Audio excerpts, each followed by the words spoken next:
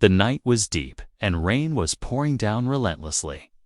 A gray car pulled up in front of a dilapidated house on the desolate Barbary Street. Tess stepped out of the car. She had come to this new city for work and had booked this house online through a rental service. The atmosphere was stifling, as if an unknown dread was woven into the very walls of the house. Tess stood at the door with her luggage. She tried the password provided by the website multiple times, but the door wouldn't budge. It felt as though someone had bolted it firmly from the inside. Terrified of the rain and the darkness, Tess retreated to her car. Suddenly, a light flickered on inside the house.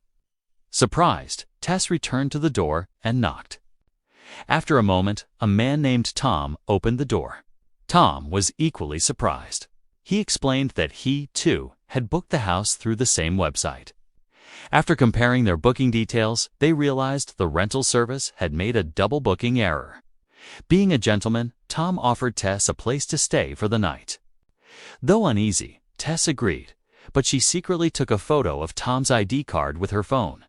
She thought to herself that if anything went wrong, she would at least have proof. That night, Tess was startled awake by a strange sound. To her horror, she found her bedroom door wide open, even though she had locked it herself. Stepping out, she saw the basement door slam shut on its own. When she woke Tom to ask him about it, he claimed he had been fast asleep. The next morning, Tom left for work, and Tess headed out for her interview. In the daylight, she was shocked to see that the entire neighborhood was a wasteland. Every house was in ruins, and the area was completely abandoned.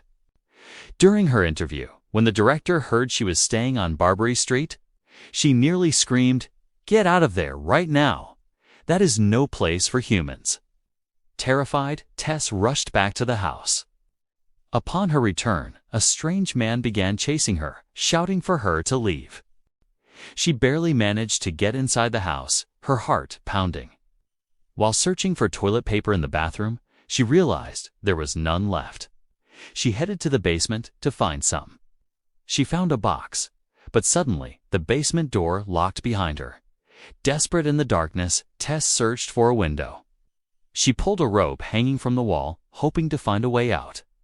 Instead, a hidden door to a secret tunnel creaked open. Driven by a mix of fear and curiosity, Tess stepped inside. It was pitch black.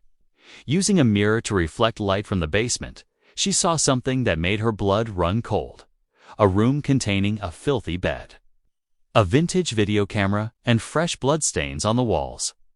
At that moment, she spotted Tom through a small basement window. Tom rescued her, and a sobbing Tess told him everything. Tom tried to comfort her and decided to investigate the tunnel himself. When he didn't return for a long time, Tess stepped back into the nightmare. Deep inside the tunnel, she found another set of stairs leading further down. She could hear Tom crying out for help from below. When Tess descended, she found Tom huddled on the floor. Tom whispered, "There's someone else here." It bit me. Before he could finish, a giant, grotesque, and pale woman charged out of the shadows. Before they could react, she grabbed Tom and smashed his head against the wall, killing him instantly. The scene shifts 2 weeks later. The owner of the house, AJ, arrives. An actor whose life is currently mired in controversy. He has come to sell this ancestral property for quick cash. While measuring the basement, he discovers the secret tunnel. Instead of being afraid, he is delighted, thinking the extra square footage will increase the house's value. Suddenly, he finds Tess trapped inside a pit. Tess, who had been a prisoner for 2 weeks, whispered to him, "Be quiet. She's coming. She just wants us to act like her babies. If you don't do what she says, she'll kill you." Just then, the grotesque woman appeared with a bottle of milk. Tess began to drink from it like a child to keep the woman calm. Seizing an opportunity, they both tried to escape. On their way out, they encountered the old man who had warned Tess earlier. He revealed a dark history. The original owner of the house was a man named Frank. For decades, Frank had kidnapped women and kept them in the basement. This deformed woman was actually Frank's daughter, born and raised in this twisted, subterranean environment.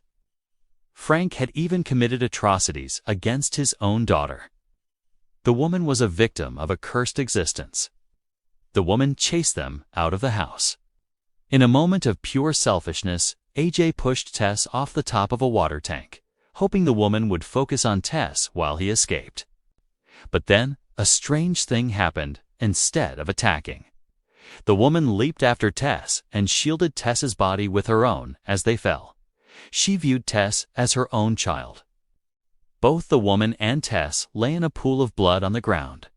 AJ climbed down and tried to pick Tess up, justifying his actions. But then, the dying woman stood up. Seeking revenge for the person who harmed her child, she grabbed AJ, gouged out his eyes, and ripped his head apart with her bare hands. In her final moments, the woman looked at Tess with sorrowful eyes. Tess realized that this woman was not a monster by choice, but a victim of a horrific tragedy. The woman gestured for Tess to kill her, knowing there was no place for her in the world above. Tess's hand trembled, but to end the woman's suffering, she finally pulled the trigger. As dawn broke over Barbary Street, a heavy silence returned to the cursed house, marking the end of a long, dark history. Thanks for watching.